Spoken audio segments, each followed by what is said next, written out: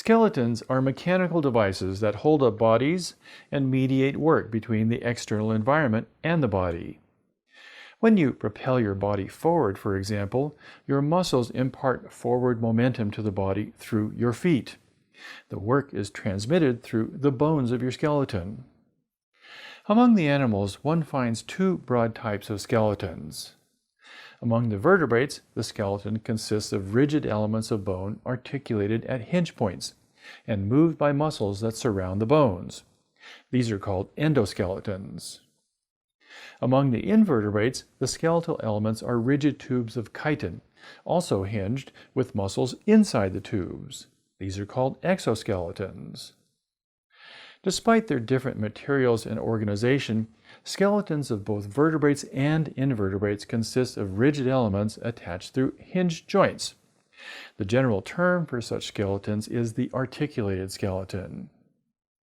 Variation of animal body size imposes considerably different loads on skeletal elements. Large animals have to be able to support larger body weight compared to small animals, and this imparts design constraints to the dimensions of the skeletal elements. So, for example, large animals tend to have more stout skeletal elements than do smaller animals.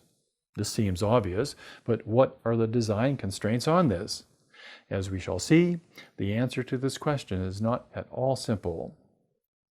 As you watch the lectures to follow, I want you to keep four things in mind.